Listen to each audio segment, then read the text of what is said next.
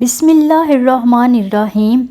آج میں آپ کو عثمانیہ سلطنت کی ایک ایسی کنیز کے بارے میں بتانے جا رہی ہوں جس نے میں عثمانیہ سلطنت کے بادشاہ اور شہزادوں کے درمیان نفرت پیدا کر دی، اور نتیجہ یہ نکلا کہ بادشاہ نے شہزادے کو یعنی اپنے بیٹے کو اپنے ہاتھوں سے قتل کروا دیا۔ عثمانیہ سلطنت کے سلطان سلیمان اعظم القانونی اپنے وقت کے کافی مشہور سلطان گزرے، لیکن حیات زندگی میں ہی وہ مشکل وقت کا شکار ہو گئے تھے۔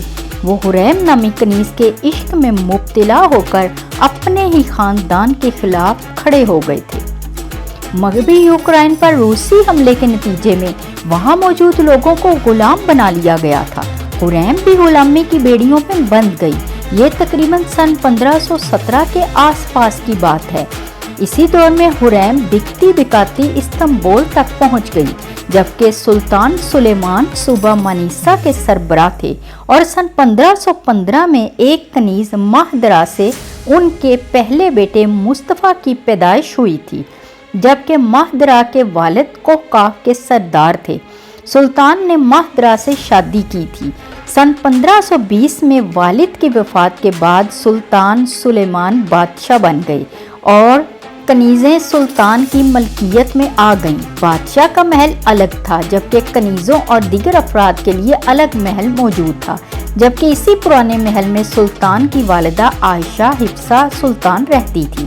عائشہ سلطان کو عثمانیہ سلطنت کی پہلی والدہ سلطان ہونے کا اعزاز حاصل ہے، جبکہ بادشاہت میں وہ پہلی طاقتور خاتون تھی۔ دوسرے نمبر پر وہ کنیز تھی جس سے سلطان کا بیٹا پیدا ہوتا تھا، اسی لیے ماہدرا دوسری سب سے طاقتور ترین خاتون تھی۔ سب کچھ اچھا چل رہا تھا، لیکن کنیز حریم کی آمد نے محل میں ایک عجیب غیر محفوظ صورتحال پیدا کر دی۔ چونکہ سلطان حریم کو پسند کرنے لگے تھے، سلطان کی کنیز کی طرف قربت دیکھ کر ماہدرا کو جلن ہونے لگی، جبکہ کنیز کو حریم یا خرم کا لقب بھی اسی وجہ سے دیا گیا تھا کہ حریم خوش مزاج تھی۔ اپنے دلکش انداز، دل فریب باتوں سے حریم نے سلطان سلیمان کو اپنی باتوں میں پھنسانا شروع کر دیا، اور 1521 میں حریم اور سلطان سلیمان کی پہلی اولاد بھی دنیا میں آ گئی، جس سے حریم سلطنت کی تیسری طاقتور خاتون بن گئی۔ یہی وہ وقت تھا جب ماہدرا اور حریم میں جنگ شروع ہو چکی تھی۔ حریم اور سلطان کے اس بیٹے کا نام محمد رکھا گیا تھا، جبکہ 1525 تک مزید 4 لڑکوں کی پیدائش ہوئی۔ مصطفیٰ والد کی جگہ اگلے حکمران بننے کے مضبوط امیدوار تھے۔ عثمانیہ سلطنت میں والد کی موت کے بعد بڑا بیٹا ہی عہدے پر آتا تھا، جبکہ بڑا بیٹا دیگر بھائیوں کو قتل کروا دیتا تھا۔ ماہدرا اور حریم کی لڑائی اس قدر شدید ہو گئی تھی کہ والدہ سلطان نے دونوں پر کڑی نگرانی شروع کر دی تھی اور ایک حد تک رہنے کی ہدایت کی تھی۔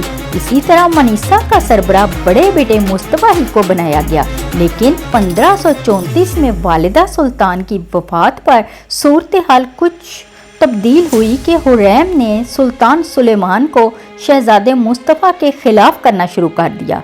سلطان اس حد تک حریم کی زلفوں کے اسیر ہو گئے کہ انہوں نے حریم سے شادی کر لی اور روایت کے خلاف جاتے ہوئے کنیز سے نکاح کر لیا۔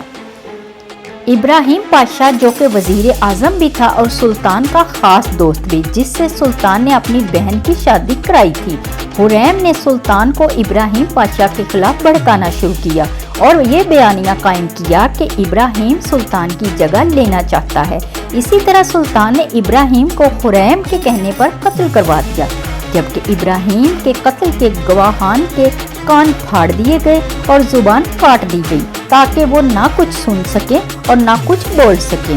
حریم نے ابراہیم پاشا کو ہٹانے کے بعد سلطان سے قربت حاصل کرنے کا سوچا، کیونکہ سلطان اپنے نئے محل میں رہتے تھے جبکہ حریم کا پرانا محل تھا۔ اس صورتحال میں حریم نے محل میں آگ لگوائی تاکہ سلطان کے قریب ہو سکے، اور پلان کے عین مطابق وہ سلطان کے قریب ہو گئی۔ اب حریم ملکی معاملات اور دیگر پیچیدہ مسائل میں سلطان کو مشورے دینے لگی۔ हुरैम के बेटे जवानी के दौर में दाखिल हो चुके थे। यही वो वक्त था जब हुरैम मुस्तफ़ा को अपने रास्ते में हाइल कांटा समझ रही थी, जिसे वो हटाना चाहती थी। पहले तो हुरैम ने किसी न किसी तरह अपने दामाद रुस्तम पाशा को वज़ीर आज़म बनवाया।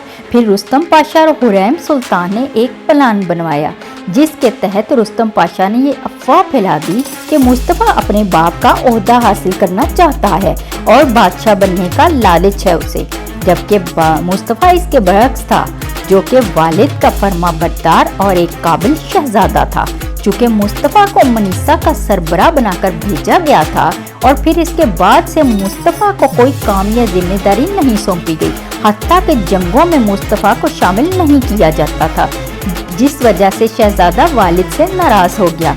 जबकि रुस्तम ने बादशाह को शहजादे के खिलाफ शिकायत की और बतौर सबूत शाह ईरान को मुस्तफ़ा की जानिब से लिखा गया खत भी दिखाया गया।